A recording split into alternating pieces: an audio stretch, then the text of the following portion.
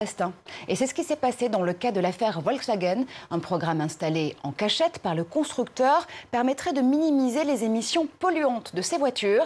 Alors avec nos confrères de France 2, Noémie Roche revient sur ce fonctionnement du logiciel et sur les dérives de la voiture intelligente.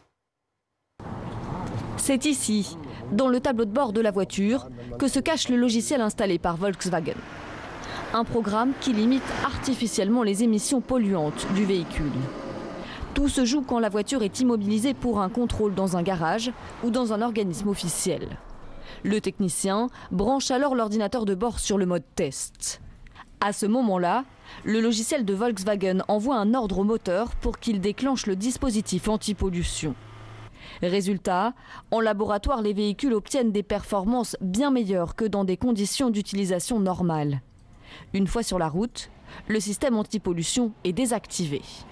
Un trucage qui montre l'importance de l'informatique embarquée dans les voitures, dont les systèmes contiennent aujourd'hui pas moins de 10 millions de lignes de code informatique.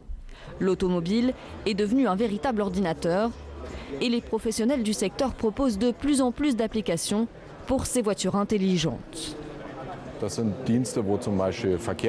Ce sont par exemple des informations sur les problèmes routiers, les embouteillages, qui sont envoyées directement aux voitures pour qu'un véhicule trouve vite un autre parcours. Nous pouvons piloter la voiture à distance, allumer le chauffage, mettre le clignotant.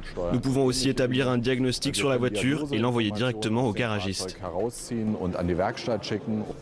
Des avancées qui ne vont pas sans poser des problèmes de sécurité informatique. En juillet, une expérience lancée par le magazine américain Wired avait provoqué un choc.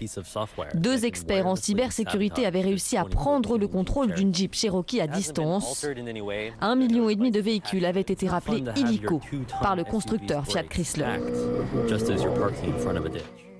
Et retour en plateau avec Guillaume Gralet pour aller plus loin. Alors Guillaume, on le voit, Volkswagen cacher un tricheur dans ses moteurs.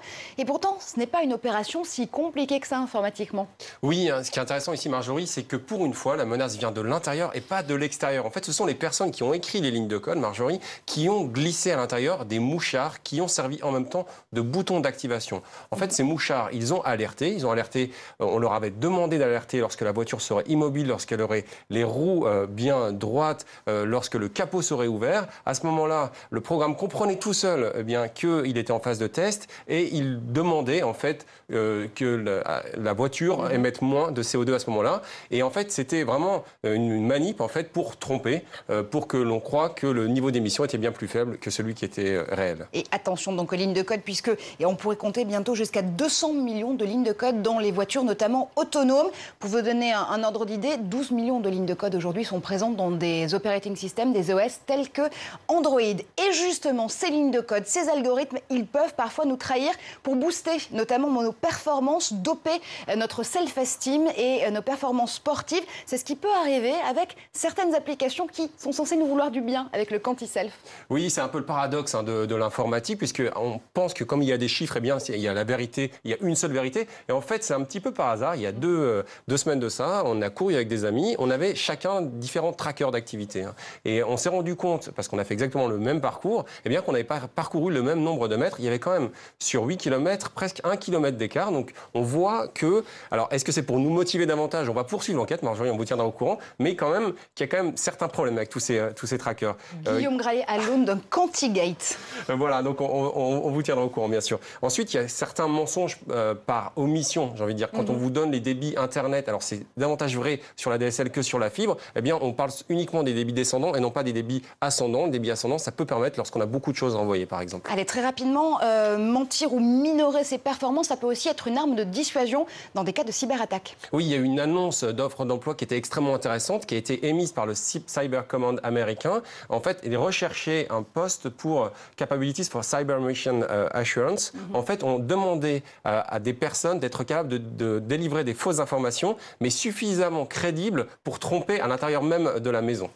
Mais en conclusion, ça veut dire quoi, Guillaume, qu'il y a un business du mensonge dans la technologie? Eh ben, j'ai été moi-même surpris, Marjorie. Il y a un an, grosse panique sur les réseaux sociaux. On parlait d'une météorite qui a atterri à Oklahoma City. Tout le monde partageait des photos, des images qui avaient l'air plus vraies que nature. Or, ces images, Marjorie, étaient une manip d'une société qui s'appelle Digital Tutor, qui voulait vendre des cours pour réaliser ces effets spéciaux plus vrais que nature.